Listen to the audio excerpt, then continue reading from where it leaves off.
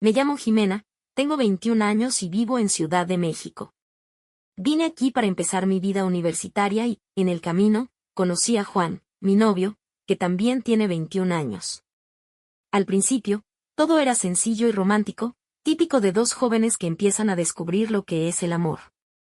Pero lo que no esperaba era encontrarme atrapada en un conflicto interno tan complejo que me sacudiría emocionalmente y cambiaría mi vida para siempre.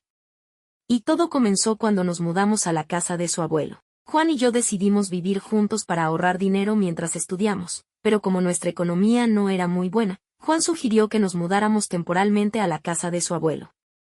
Al principio, me pareció una idea excelente. Viviríamos en un espacio más amplio, no tendríamos que preocuparnos por el alquiler y, además, el abuelo de Juan era una persona amable, cariñosa y aparentemente tranquila. Lo que no sabía es que este hombre, de cabello canoso y sonrisa dulce, despertaría en mí un deseo que nunca antes había experimentado. El abuelo de Juan, cuyo nombre es Fernando, es un hombre que, a pesar de su edad, se mantiene en excelente forma física. A sus 65 años, conserva una vitalidad que me resultó sorprendente desde el primer día que lo conocí. Sus ojos azules, llenos de sabiduría y experiencia, contrastaban con su pelo plateado, y su voz, profunda y serena, tenía un efecto casi hipnótico en mí. A menudo me encontraba observándolo cuando él no se daba cuenta, sintiendo una atracción que no podía ni quería admitir. Al principio, creía que era algo pasajero, que simplemente me parecía interesante por ser una persona mayor y que, en realidad, no había nada de malo en ello. Pero conforme pasaban los días, la atracción crecía. Era una sensación extraña, como si hubiera algo en el que despertaba partes de mí que ni siquiera sabía que existían. Fernando tenía esa seguridad en sí mismo, una forma de moverse, de hablar y de mirarme que me hacía sentir deseada, algo que nunca había sentido de esa manera con alguien más, ni siquiera con Juan. Vivir bajo el mismo techo con Juan y Fernando era, por momentos, una mezcla de calma y tensión. Por un lado, Juan seguía siendo el chico cariñoso con el que me había enamorado, siempre atento y dedicado a nuestras metas compartidas, pero por otro lado, mi mente cada vez se llenaba más de pensamientos sobre su abuelo. La rutina diaria en la casa era sencilla, nos despertábamos temprano, desayunábamos juntos, y luego Juan y yo íbamos a la universidad. Pero lo que más me inquietaba eran las tardes. Juan solía trabajar por las tardes, lo que significaba que muchas veces me quedaba sola en casa con Fernando. Al principio, trataba de evitar cualquier situación incómoda, me decía a mí misma que lo mejor era mantener las cosas distantes y respetuosas. Pero el destino parecía tener otros planes. En una de esas tardes, mientras veía la televisión en la sala, Fernando se sentó a mi lado, más cerca de lo habitual. Me ofreció un vaso de vino, algo que no era común, y empezamos a hablar de temas triviales: el clima, la universidad, mis planes a futuro. Sin embargo, conforme avanzaba la conversación, notaba cómo su tono cambiaba. Me hacía preguntas más personales, sobre mi vida, mis sueños, incluso sobre mi relación con Juan. Me sentí nerviosa, pero al mismo tiempo, no podía evitar sentirme halagada por su atención. ¿Qué estaba ocurriendo? ¿Por qué sentía esa mezcla de emoción y culpa cuando estaba con él? Una tarde en particular marcó un antes y un después en nuestra relación. Juan había salido a trabajar y yo me quedé estudiando en la sala. Fernando se acercó para conversar como de costumbre, pero esta vez había algo distinto en su mirada, algo que me puso nerviosa. Sentí como mi corazón empezaba a latir más rápido. Intenté mantener la compostura, pero entonces, de manera inesperada, su mano rozó la mía. Fue un gesto pequeño, pero suficiente para que todo mi cuerpo reaccionara. Nos quedamos en silencio por un momento, y cuando lo miré a los ojos, sentí una atracción abrumadora. No pude evitarlo. Sentía una mezcla de emociones: miedo, deseo, culpa, excitación. Nos miramos durante lo que parecieron ser minutos eternos, hasta que finalmente, sin decir una palabra, Fernando se inclinó hacia mí y me besó. Fue un beso suave, pero lleno de una intensidad que nunca antes había experimentado. Mi mente gritaba que estaba mal, que era una traición a Juan, pero mi cuerpo no respondía.